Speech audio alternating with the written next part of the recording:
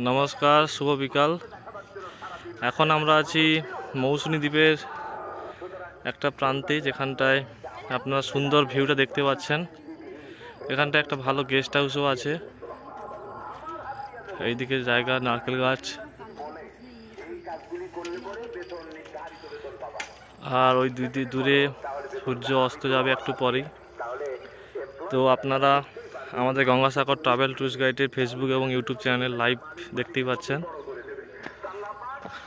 তো আপনারা যদি মৌসুনী দ্বীপ আসতে চান আমাদের সঙ্গে যোগাযোগ করতে পারেন। সুন্দর ভিউ রিসোর্ট আছে এবং বিভিন্ন রকম প্যাকেজ আছে, খাওয়ার দাওয়ার, সাইট সিন। এখানে সাইট সিন মোটামুটি নেই, এইটাই সি সাইট সিন।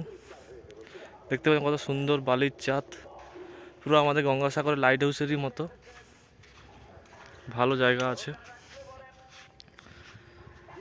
তো দেখতেই পাচ্ছেন জায়গাটা, যে দূরে রিসোর্টটা দেখতে পাচ্ছেন, একটা রিসোর্ট আছে। কথা বললাম, মোটামুটি প্রাইস রেট ঠিকঠাকই আছে, 1500 টাকার মধ্যে হয়ে যাবে খাওয়া দাওয়া থাকা। মোটামুটি অন্যান্য সব কিছু মিলে আপনার 2-2500 টাকা পার হেড যাতায়াত কলকাতা থেকে হয়ে যেতে পারে। আর আপনারা যদি চান গঙ্গাসাগর থেকে ঘুরে এখানটায় আসতে চান, তারও ব্যবস্থা হয়ে যাবে। তো আপনাদের এই সুন্দর মুহূর্ত দেখাই, আপনারা দেখুন। ভালো লাগলে কমেন্ট করবেন, লাইক করবেন, শেয়ার করবেন, সাবস্ক্রাইব করবেন, আর যোগাযোগ করবেন। আমাদের যোগাযোগ নাম্বার কমেন্ট বক্সে এবং ডেসক্রিপশানে পেয়ে যাবেন। তো আমরা এগিয়ে যাচ্ছি সমুদ্র সৈকতের দিকে, দেখতেই পাচ্ছেন। খুব সুন্দর জায়গা, আমি প্রথমবার আসলাম, তো জায়গা দেখে ভালো লাগছে। হোটেলের সঙ্গে কথা বলবো, হোটেল রুম দেখাবো। তো আপনারা যদি পছন্দ হয় যোগাযোগ করবেন, দেখবেন।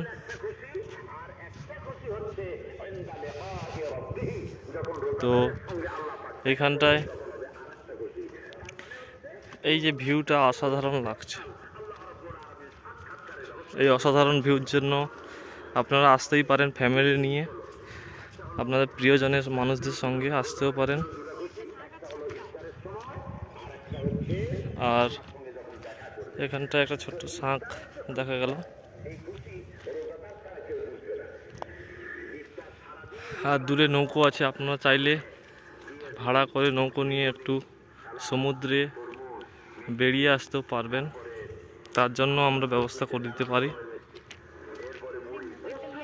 চলুন আমরা সুন্দর ভিউ দেখতে দেখতে এগিয়ে চলি।